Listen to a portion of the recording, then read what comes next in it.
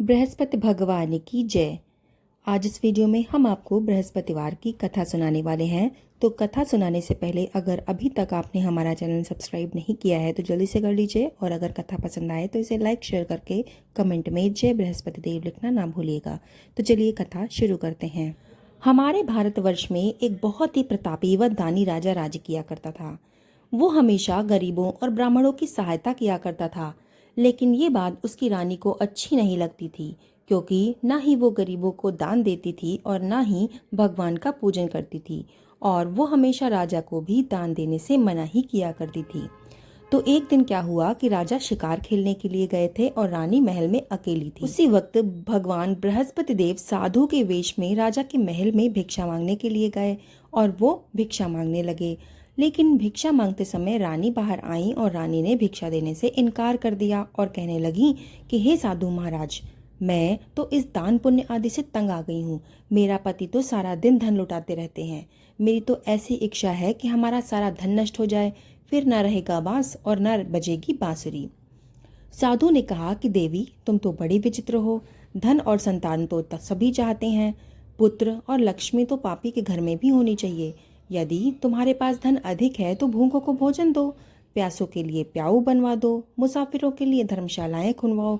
जो निर्धन अपनी कुंवारी कन्याओं का विवाह नहीं करा सकते, तुम उनका विवाह ही करा दो। ऐसे बहुत से काम हैं जिनको करने से तुम्हारा यश लोक परलोक में फैलेगा। लेकिन रानी का उनके उपदेश पर कोई भी प्रभाव नहीं पड़ा। वो कहने लगी कि महाराज, आप मुझे कुछ न समझाएं। मुझे ऐसा धन नहीं चाहिए जो मैं हर जगह बांटती फिरूं। तो साधु कहने लगा कि यदि तुम्हारी ऐसी ही इच्छा है कि तुम्हें धन नहीं चाहिए तो फिर तथास्तु। तुम ऐसा करना कि बृहस्पतिवार को घर लीप लेना और अपना सिर धोकर स्नान करना, भट्टी चढ़ाकर कपड़े धो लेना। ऐसा करने से कुछ ही दिनों में तुम्हारा सारा धन नष्ट हो जाएगा। इतना कहकर साधु महाराज वहां से विलुप्त हो गए। साधु के कहे अनुसार बातों को पूरा करते हुए रानी को केवल 3 बृहस्पतिवार ही बीते थे कि उसकी सारी धन संपत्ति नष्ट हो गई। भोजन के लिए राजा का परिवार तरसने लगा। एक दिन राजा कहने लगा कि हे रानी, तुम यहीं रहो, मैं किसी दूसरे देश को जाता हूँ, क्योंकि यहाँ पर सभी लोग मुझे जानते हैं, इसलिए मैं कोई छोटा मोटा कार्य नहीं कर सकता। ऐसा कहकर राजा परदेश को चला गया। वो वहाँ जंगल से लकड़ियाँ काट कर लाता और शहर में बेच देता था। इस तरह राजा अपना जीवन व्यतीत करने लगा। उधर राजा के परदेश जाते ही रानी और दासी दुखी रहने लगीं। एक बार रानी और दासी को 7 दिन तक जब भोजन के बिना रहना पड़ा, तो रानी अपनी दासी से कहने लगी कि हे दासी, पास ही के नगर में मेरी बहन रहती है, वो बड़ी धनवान है। तो उसके पास जा और कुछ खाने के लिए ले आ, ताकि थोड़े दिन की गुजर बसर हो जाए। दासी रानी की बहन के पास गई। उस दिन गुरुवार का दिन था और रानी की बहन उस समय बृहस्पतिवार की कथा सुन रही थी।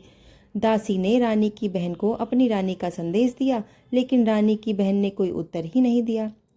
जब दासी को रानी की बहन से कोई भी उत्तर नहीं मिला तो वो बड़ी दुखी हुई और उसको बड़ा क्रोध आया। दासी ने वापस आकर रानी को सारी बात बता दी।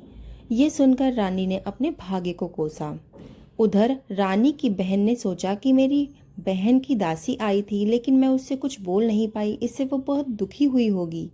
कथा सुनकर पूजन समाप्त होने के बाद प्रसाद खाकर वो बहन के घर आई और कहने लगी कि हे बहन, मैं बृहस्पतिवार का व्रत कर रही थी।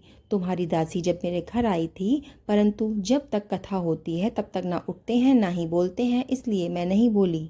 कहो दासी, तुम क्यों आई थी? तो रानी कहने लगी कि बहन, तुमसे क्या छुपाऊं, हमारे घर में खाने को अनाज तक नहीं था। ऐसा कहते कहते रानी की आंखों में आंसू भर आए। उसने दासी समेत पिछले 7 दिनों तक भूखे रहने की बात अपनी बहन को विस्तार पूर्वक सुना दी। रानी की बहन कहने लगी कि देखो बहन, भगवान बृहस्पति देव सभी की मनोकामनाओं को पूर्ण करते हैं। देखो, शायद तुम्हारे घर में भी कहीं अनाज पड़ा हो। पहले तो रानी को विश्वास नहीं हुआ, पर बहन के आग्रह करने पर उसने अपनी दासी को अंदर भेजा तो सचमुच उसे अनाज से भरा हुआ घड़ा मिल गया। ये देखकर दासी को बड़ी हैरानी हुई। दासी रानी से कहने लगी कि हे रानी, जब हमको भोजन नहीं मिलता था तो हम व्रत ही तो करते थे, इसलिए क्यों ना इनसे व्रत और कथा की विधि पूछ ली जाए, ताकि हम भी व्रत कर सकें।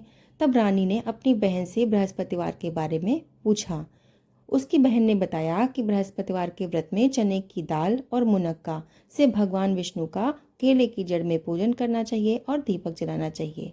व्रत कथा सुननी चाहिए और उस दिन पीला ही भोजन करना चाहिए। इससे बृहस्पति देव प्रसन्न होते हैं। व्रत और पूजन की विधि बताकर रानी की बहन अपने घर लौट गई। 7 दिन के बाद जब गुरुवार आया तो रानी और दासी ने व्रत रखा। घुड़साल में जाकर चना और गुड़ ले आई। फिर उससे केले की जड़ तथा विष्णु भगवान का पूजन किया। अब पीला भोजन कहाँ से लाए? इस बात को लेकर दोनों बहुत दुखी थे। चूंकि उन्होंने व्रत रखा था, इसलिए बृहस्पति देव उनसे अत्यंत प्रसन्न थे। इसलिए वे एक साधारण व्यक्ति का रूप धारण करके 2 थालों में एक सुंदर पीला भोजन दासी को दे गए। भोजन पाकर दासी बड़ी प्रसन्न हुई और फिर रानी के साथ मिलकर दोनों ने भोजन ग्रहण किया।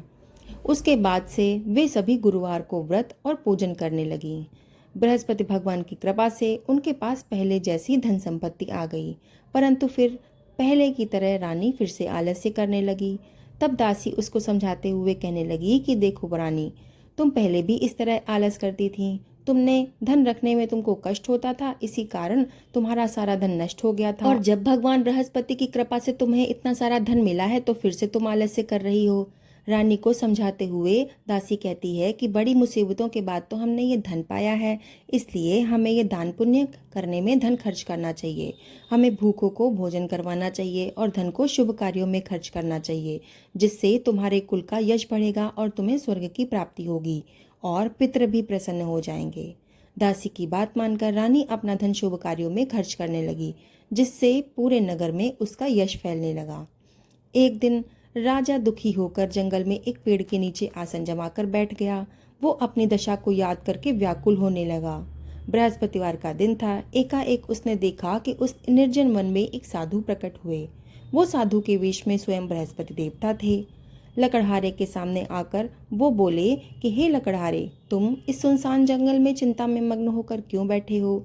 लकड़हारे ने दोनों हाथ जोड़कर प्रणाम किया और उत्तर दिया कि हे महात्मा जी, आप सब कुछ जानते हैं तो मैं आपसे क्या ही कहूँ। ये कहकर वो रोने लगा और साधु को अपनी आत्मकथा सुना दी। महात्मा जी ने कहा कि तुम्हारी स्त्री ने बृहस्पतिवार के दिन बृहस्पति भगवान का निरादर किया था, जिसके कारण रुष्ट होकर तुम्हारी ये दशा कर दी गई है। अब तुम चिंता ना करो, तुम्हारे दुख दूर हो जाएंगे। मेरे कहने पर चलो तो तुम्हारे सारे कष्ट दूर हो जाएंगे। भगवान पहले से भी अधिक धन संपत्ति तुम्हें देंगे। तुम बृहस्पतिवार के दिन व्रत किया करो। 2 पैसे के चने मुनक्के लाकर उनका प्रसाद बनाओ और शुद्ध जल से लोटे में शक्कर मिलाकर अमृत तैयार करो। कथा के पश्चात अपने सारे परिवार और सुनने वाले प्रेमियों में अमृत व प्रसाद बांटकर स्वयं ग्रहण करो। ऐसा करने से भगवान तुम्हारी मनोकामना पूर्ण करेंगे। साधु के ऐसे वचन सुनकर लकड़हारा कहने लगा कि हे प्रभु, मुझे लकड़ियां बेचकर इतना धन नहीं मिलता जिससे मैं भोजन के उपरांत कुछ बचा सकूं। मैंने रात्रि में भी अपनी स्त्री को व्याकुल देखा था। मेरे पास कुछ भी नहीं है जिससे मैं उसकी खबर मांग सकूं। साधु ने कहा कि हे लकड़हारे, तुम किसी बात की चिंता ना करो। बृहस्पति के दिन तुम रोजाना की तरह लकड़ियां लेकर शहर जाओ। तुमको रोजाना से 2 गुना धन प्राप्त होगा, जिससे तुम भली भांति भोजन भी कर लोगे और तुम्हें बृहस्पतिवार की पूजा का सामान भी मिल जाएगा। इतना कहकर साधु वहां से अंतर्ध्यान हो गए। धीरे धीरे समय व्यतीत होने पर फिर वही बृहस्पतिवार का दिन आ गया। लकड़हारा जंगल से लकड़ियां काटकर किसी शहर में बेचने गया। उसे उस दिन और दिन से अधिक धन मिला। राजा ने गुड़ चना आदि लाकर गुरुवार का व्रत किया। उस दिन से उसके सारे कलेश दूर हो गए। लेकिन जब दोबारा गुरुवार आया तो वो गुरुवार का व्रत करना भूल गया, जिसके कारण बृहस्पति भगवान उससे नाराज हो गए। उसी दिन नगर के राजा ने विशाल यज्ञ का आयोजन किया तथा शहर में ये घोषणा करा दी गई कि कोई भी मनुष्य अपने घर में भोजन ना बनाए, न आग जलाए। समस्त जनता मेरे यहाँ भोजन करने आए। इस आज्ञा को जो नहीं मानेगा उसको फांसी की सजा दे दी जाएगी। इस तरह की घोषणा पूरे नगर में करवा दी गई थी। राजा की आज्ञा अनुसार शहर के सभी लोग भोजन करने के लिए गए, लेकिन लकड़हारा कुछ देर से पहुंचा, इसलिए राजा उसको अपने साथ अपने महल में ले गए। वहां जाकर वो भोजन करा रहे थे तो रानी की दृष्टि उस खूंटी पर पड़ी जिस खूंटी पर उसका कीमती हार लटका हुआ था। जब वो हार उसको वहां दिखाई नहीं दिया तो रानी ने निश्चय किया कि जरूर ही मेरा हार इसी मनुष्य ने चुराया है, क्योंकि यहाँ पर इसके अतिरिक्त अन्य कोई नहीं है। उसी समय सिपाहियों को बुलवाकर उसको कारागार में डलवा दिया गया। जब लकड़हारा कारागार में पड़ गया तो वो बहुत दुखी होकर विचार करने लगा कि न जाने कौन से पूर्व जन्म के ऐसे कर्म हैं जिससे मुझे ये दुख प्राप्त हो रहा है। और ये सोचते सोचते वो उसी साधु महाराज को याद करने लगा जो उसे जंगल में मिले थे। उसी समय तत्काल बृहस्पति देव साधु के रूप में प्रकट हुए और उसकी दशा को देखकर कहने लगे कि अरे मूर्ख, तूने बृहस्पति देव की कथा नहीं कही और अगले बृहस्पतिवार को व्रत भी नहीं किया, जिसके कारण तुझे ये दुख प्राप्त हो रहा है। अब तू चिंता ना कर, बृहस्पतिवार के दिन कारागार के दरवाजे पर तुझे 4 पैसे पड़े मिलेंगे। उनसे तू बृहस्पति देव की पूजा करना तो तेरे सारे कष्ट नष्ट हो जाएंगे। बृहस्पति के दिन उसे 4 पैसे पड़े मिले। लकड़हारे ने कथा कही। उसी रात को बृहस्पति देव ने उस नगर के राजा के स्वप्न में आकर कहा कि हे राजा, तुमने जिस आदमी को कारागार में बंद कर दिया है वो एक निर्दोष है, वो राजा है, उसे छोड़ देना। रानी का हार उसी खूंटी पर लटका हुआ है। अगर तू ऐसा नहीं करेगा तो मैं तेरा सारा राज्य नष्ट कर दूंगा। इस तरह रात्रि में स्वप्न को देखकर राजा प्रातःकाल उठा और उसने देखा कि खूंटी पर तो हार लटक रहा था। इसके बाद उसने लकड़हारे को बुलवाकर क्षमा मांगी तथा लकड़हारे को योग्य सुंदर वस्त्र आभूषण देकर वहां से विदा कर दिया। बृहस्पति देव की आज्ञानुसार लकड़हारा अपने नगर की ओर चल दिया। जब राजा अपने नगर के निकट पहुंचा तो उसे बड़ा आश्चर्य हुआ, क्योंकि नगर में पहले से अधिक बाग, तालाब, कुएं तथा बहुत सी धर्मशालाएं, मंदिर आदि बन गई थीं। तो राजा कहने लगा कि ये सारी बाग और धर्मशालाएं आदि किसकी हैं? तो नगर के सभी लोग कहने लगे ये सब तो रानी और बांदी के हैं। तो राजा को बड़ा आश्चर्य हुआ और गुस्सा भी आया। जब रानी ने यह खबर सुनी कि राजा आ रहे हैं तो उन्होंने बांदी से कहा कि हे दासी, देख, राजा हमको कितनी बुरी हालत में यहाँ पर छोड़ के गए थे। हमारी ऐसी हालत देखकर कहीं वो लौट ना जाएं, इसलिए तू दरवाजे पर खड़ी हो जा। आज्ञानुसार दासी दरवाजे पर खड़ी हो गई। राजा आए तो उन्हें अपने साथ घर ले गई। राजा ने क्रोध करके अपनी रानी से पूछा कि तुम्हें ये सारा धन कैसे प्राप्त हुआ? तब उन्होंने कहा कि हमें ये सारा धन बृहस्पति देव की कृपा से प्राप्त हुआ है। राजा ने निश्चय किया कि 1 हफ्ते बाद तो सभी लोग बृहस्पति देव का पूजन करते हैं, परंतु मैं प्रतिदिन 3 बार कहानी कहूँगा और रोज व्रत किया करूँगा। अब हर समय राजा के दुपट्टे में चने की दाल बंधी रहती तथा दिन में 3 बार वो कहानी कहता। एक रोज राजा ने विचार किया कि चलो अपनी बहन के यहाँ चले जाएं। ऐसा निश्चय करके राजा घोड़े पर सवार होकर अपनी बहन के यहाँ उससे मिलने के लिए चला गया। मार्ग में उसने देखा कि कुछ आदमी एक मुर्दे को लिए हुए जा रहे हैं। उन्हें रोककर राजा कहने लगा कि अरे भैया, मेरी बृहस्पतिवार की कथा सुन लो। तो वे बोले, लो, यहाँ हमारा आदमी मर गया है और इनको अपनी कथा की पड़ी है। परंतु कुछ आदमी बोले कि अच्छा कहो, हम तुम्हारी कथा भी सुनेंगे। राजा ने दाल निकाली और जब कथा आधी हुई तो मुर्दा हिलने लगा और जब कथा समाप्त हुई तो राम राम कह के वो मनुष्य उठकर खड़ा हो गया। आगे मार्ग में एक किसान खेत में हल चलाता मिला।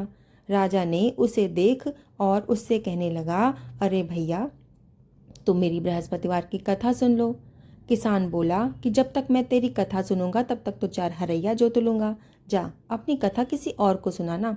इस तरह राजा आगे चलने लगा। राजा के हटते ही बैल पछाड़ खाकर गिर गए और किसान के पेट में बड़ी जोर की दर्द होने लगी। उसी समय उसकी माँ उसके लिए रोटी लेकर आई।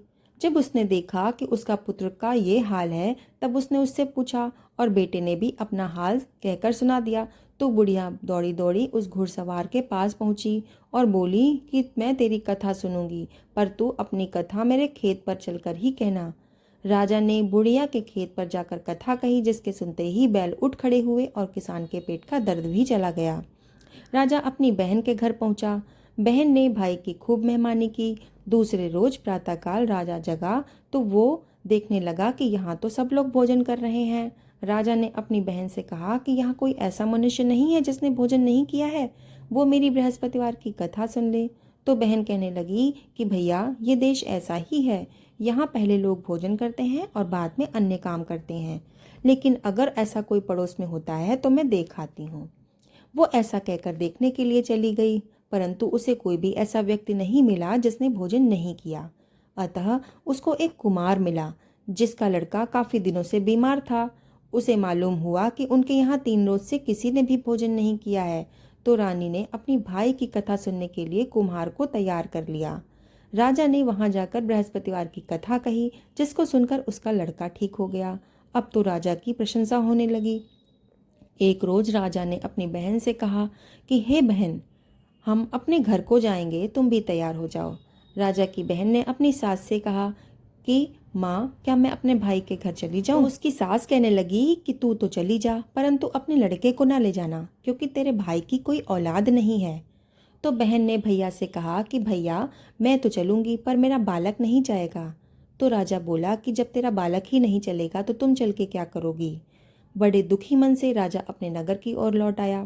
राजा ने अपनी रानी से कहा कि हम निर्वंशी हैं, हमारा मुंह भी देखने का धर्म नहीं है और कुछ भोजन भी नहीं किया।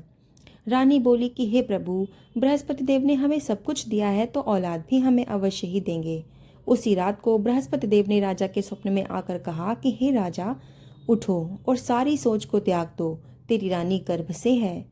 राजा की ये बात सुनकर उसको बड़ी खुशी हुई। 9वें महीने में उसके गर्भ से एक सुंदर पुत्र पैदा हुआ। तब राजा कहने लगा कि हे रानी, स्त्री बिना भोजन किए रह सकती है, लेकिन बिना किसी से कुछ कहे नहीं रह सकती। जब मेरी बहन आए तो तुम उससे कुछ भी मत कहना। रानी ने पहले तो सुनकर हाँ कर दी। जब राजा की बहन को ये शुभ समाचार मिला तो वो बड़ी खुशी से राजा के घर उसको बधाई देने के लिए आई। तब रानी ने कहा कि घोड़ा चढ़कर तो आई नहीं, गधा चढ़ी आई। राजा की बहन कहने लगी कि भाभी, तुम क्यों चिंता करती थी? अगर मैं तुमको इस तरह ना कहती तो तुम्हें औलाद कैसे मिलती?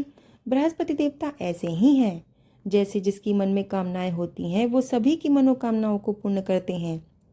जो भक्त सद्भावना पूर्वक बृहस्पतिवार का व्रत करते हैं एवं कथा पढ़ते या फिर सुनते हैं और दूसरों को सुनाते हैं, बृहस्पति देव उनकी सभी मनोकामनाओं को पूर्ण करते हैं। भगवान बृहस्पति देव उनकी सदैव रक्षा करते हैं। संसार में जो मनुष्य सद्भावना से भगवान जी का पूरे सच्चे हृदय से पूजन और व्रत करता है, उनकी सभी मनोकामनाएं पूर्ण होती हैं। जैसी सच्ची भावना से रानी और राजा ने उनकी कथा का गुणगान किया, तो उनकी सभी इच्छाएं बृहस्पतिवार भगवान ने पूरी की। इसलिए जो भी इस कथा को सुन रहा है या फिर इस कथा को पढ़ रहा है, भगवान बृहस्पति देव उनकी भी मनोकामनाओं को पूर्ण करना और उनका भी कल्याण करना। बोलो बृहस्पति भगवान की जय। कथा समाप्त। इस कथा को सुनने के बाद इस कथा को 11 लोगों के साथ अवश्य ही शेयर कर दीजिएगा, क्योंकि ऐसा करने से बृहस्पति देव की कृपा आप पर सदा ही बनी रहेगी और आपकी मनोकामना पूर्ण हो जाएगी। इसके अलावा कमेंट में जय बृहस्पति देव लिखना ना भूलिएगा और इस कथा को लाइक कर दीजिएगा और चैनल को सब्सक्राइब कर दीजिएगा। तो मिलते हैं ऐसी सुंदर कथा के साथ, तब तक के लिए धन्यवाद।